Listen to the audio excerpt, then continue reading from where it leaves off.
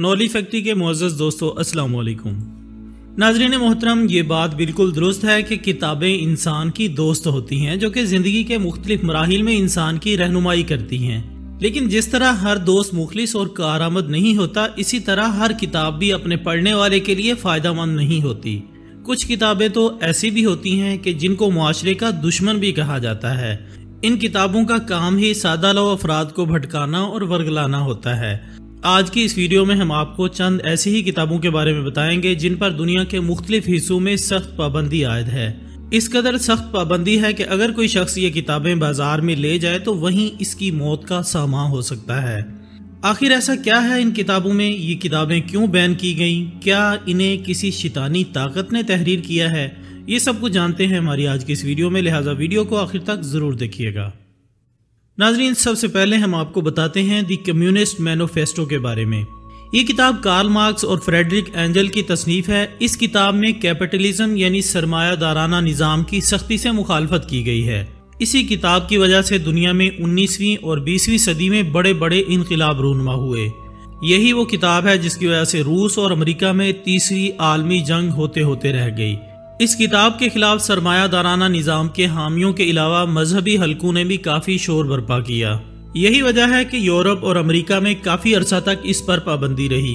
یہ کتاب انسانی تاریخ میں طبقاتی جدوجہد کی مختلف شکلوں، سرمایہ دارانہ نظام کے ارتقاء اور اس کے مسائل، کمیونسٹوں کے عزائم اور کام کرنے کے طریقہ کار، اور انسانیت کے غیر طبقاتی مستقبل جیسے اہم موضوعات کا انتہائی خوبصورتی سے احاطہ کرتی ہے۔ اس کتاب کا پہلا جملہ یہ تھا کہ یورپ کے سر پر ایک بھوت منڈلا رہا ہے، کمیونزم کا بھوت۔ اس بھوت سے نجات حاصل کرنے کے لیے یورپ کے تمام طاقتوں نے مقدس اتحاد کر لیا ہے۔ یہی وہ وقت ہے کہ سارے جہاں کے سامنے اپنے نظریات، مقاصد اور رجحانات کو پیش کر کے کمیونزم کے متعلق پھیلائی گئی خوفناک مگر بچکانہ باتوں کے جواب میں اپنی پارٹی کے باقاعدہ منشور پیش کیا جائے۔ مارکس نے لکھا کہ محنت کشوں کے سامنے اس کے سوا کوئی راستہ ہی نہیں ہے کہ یا تو وہ ماریں یا مر جائیں۔ 22 جون کو محنت کشوں نے پہلی بڑی انقلابی کارروائی کی جس کے نتیجے میں اس جدید سماج کے دونوں طبقے ایک دوسرے کے خلاف سفارہ ہو گئے۔ جب انقلاب کا آغاز ہوا تو کارل مارکس اور اس کی بیوی جینی کو بیلجیا سے گرفتار کر لیا گیا، جہاں انہوں نے 1845 میں پناہ لی تھی اور انہیں ایک نئی جلا وطنی کا سامنا کرنا پڑا، اور ساتھ ہی مارکس کی کتاب پر پابندی لگا دی گئی۔ ناظرین، اب آگے ہم آپ کو بتاتے ہیں اولیسس نامی کتاب کے بارے میں۔ اس کتاب کو یورپ کے ایک مشہور ترین رائٹر جیمز جوائس نے لکھا تھا، جسے سن 1904 میں لکھا گیا۔ لیکن جب جیمز جوائس نے اپنی کتاب کو پبلش کرنا چاہا تو اس کتاب کو امریکہ، برطانیہ اور آئرلینڈ میں چھاپنے کی اجازت نہیں دی گئی۔ دراصل اس کتاب میں بہت سی نفسیاتی اور جنسی الجھنوں پر روشنی ڈالی گئی ہے۔ یہ کتاب ایک انتہائی سادہ کہانی کے گرد گھومتی ہے، لیکن اس کا خلاصہ انتہائی مشکل ہے۔ ہر عام انسان اس کتاب کو پڑھ کر سمجھ نہیں سکتا، کیونکہ اس کو انڈرسٹینڈ کرنے کے لیے ذہانت اور بے پناہ ذہنی مشقت درکار ہے۔ دنیا کے مختلف ممالک کا ماننا ہے کہ یہ کتاب اس قابل ہی نہیں کہ اسے پڑھا جائے، اس لیے اسے بین کر دیا گیا۔ ناظرین، اب ہم آپ کو والٹر ڈین کی کتاب فالن اینجلز کے بارے میں بتائیں گے۔ اس کتاب کے شائع ہونے کے بعد ہی امریکہ اور یورپ میں ایک ہنگامہ برپا ہو گیا۔ اسے سن 1998 میں اشاعت کے لیے پیش کیا گیا تھا۔ اس کتاب میں ویتنام میں ہونے والی جنگ اور اس سے پیدا ہونے والے اثرات پر بات کی گئی ہے۔ اس کتاب میں امریکہ اور اس کے اتحادیوں کی جانب سے کیے جانے والے مظالم اور انسانیت سوز حرکات پر تفصیل سے روشنی ڈالی گئی ہے۔ لہٰذا اس کی اشاعت کے بعد امریکہ اور یورپ میں شدید ہنگامے دیکھے گئے، جس کے نتیجے میں اس پر پابندی لگا دی گئی۔ یہ پابندی آج تک برقرار ہے۔ دوستو، آگے ہم آپ کو بتاتے ہیں ہیری پوٹر نامی سیریز کے بارے میں۔ یہ دنیا میں سب سے زیادہ بکنے والی کتابوں میں سے ایک ہے۔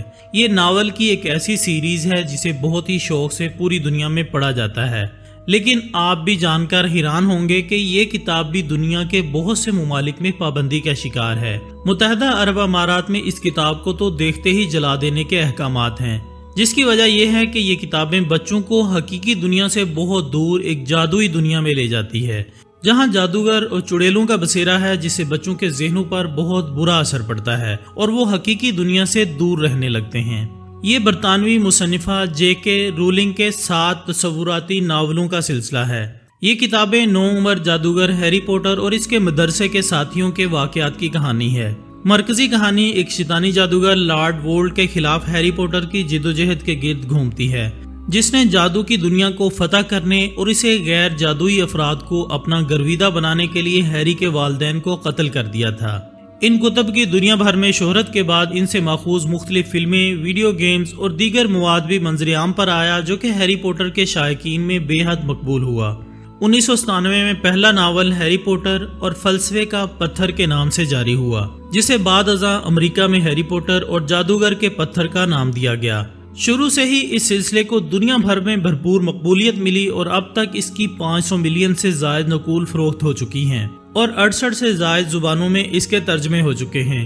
اس سلسلے کی آخری 4 کتابوں نے تاریخ میں سب سے زیادہ تیزی سے فروخت ہونے والی کتب کے ریکارڈ قائم کیے ہیں۔ ناظرین، اب آگے ہے چارلس ڈارون۔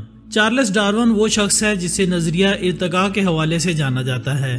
اس نے اوریجن آف سپیشیز کے نام سے کتاب لکھی، جس نے پوری دنیا کے معاشی، مذہبی اور معاشرتی طبقوں کو ہلا کے رکھ دیا۔ 19ویں صدی میں برطانوی سائنسدان چارلس ڈارون کی کتاب اوریجن آف سپیشیز کی اشاعت کے بعد انسان کے وجود میں آنے سے متعلق رائے بدل چکی تھی۔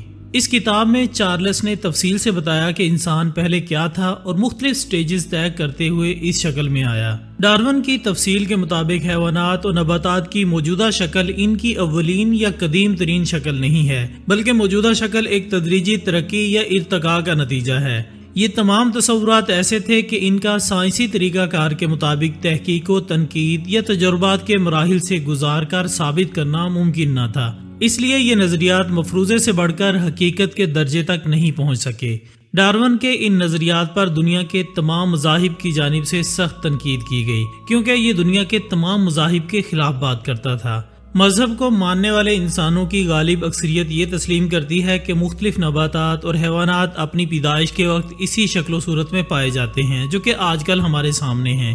ایسا نہیں ہوا کہ ابتدا میں صرف ایک خلیہ کسی طرح پیدا ہوا اور ہزاروں لاکھوں سال گزرنے کے دوران تمام جاندار اسی ایک ابتدائی خلیے سے وجود میں آتے گئے اور اس روئے زمین پر پھیلتے گئے۔